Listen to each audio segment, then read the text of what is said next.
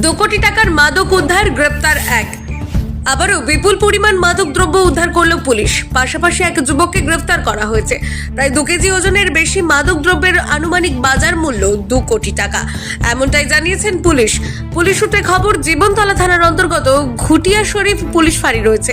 মঙ্গলবার গোপন সূত্রে খবর পেয়ে ঘুটিয়া শরীফ ফাঁড়ির ওসি সুকুমার রুইদাসের নেতৃত্বে বিশাল পুলিশ বাহিনী এলাকায় তল্লাশি অভিযান শুরু করে।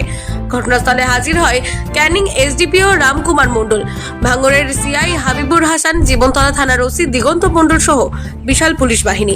ঘুটিয়ারি শরীফ এলাকা থেকে আব্দুল কাদের নামে এক যুবককে গ্রেফতার করে পুলিশ।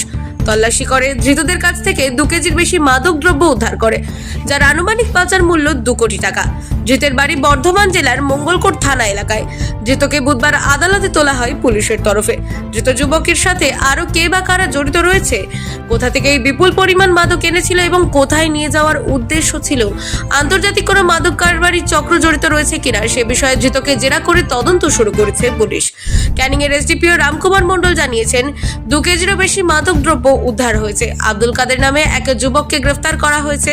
ধৃতের বাড়ি মঙ্গলকোট থানা এলাকায়। উদ্ধার হওয়া মাদক দ্রব্যের আনুমানিক বাজার মূল্য 2 কোটি টাকা। উল্লেখ্য, হেরোইন সহ মাদক ব্যবসার আতুরঘর নামে ঘটিয়ারি শরীফ উল্লেখযোগ্য। প্রায় প্রতিনিয়ত নিষিদ্ধ মাদকদ্রব্য উদ্ধারের ঘটনা একাধিকবার ঘটছে।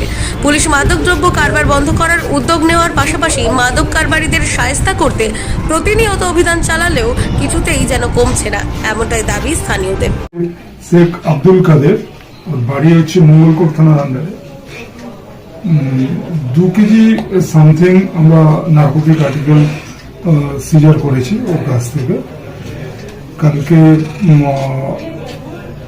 দুপুরের পরে আমরা সোর্স ইনফরমেশনে আমরা এটা ওকে অ্যাপ্রিহেন্ড করি এবং তারপরে প্রসিডিওর কমপ্লিট করে আমরা ওর কাছ থেকে 2 কেজি সামথিং আমরা নার্কোটিক আর্টিকেলস সিজার করি। আনুমানিক বাজার মূল্য কত হতে পারে? নিয়ার অ্যাবাউট 2 কোটি। এর আগে এত বড় রেট কখনো হয়েছে যে এত টাকা একসাথে?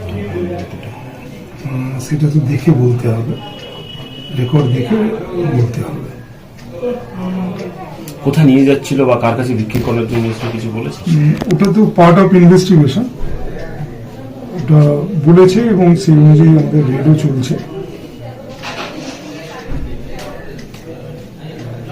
কোনো আন্তর্জাতিক চক্রের সাথে কি জড়িত রয়েছে জানা গেছে? এখনো সেরকম কিছু পাওয়া যায়নি, তবে সেই দিকটাও আমরা খতিয়ে দেখে নেব। এখন ভোলা মহেশ্বর এন্টারপ্রাইজ আপনার কাছে সমস্ত ধরনের বিশুদ্ধ পানীয় জলের ফিল্টার সুলভ মূল্যে বিক্রয় করা হয়।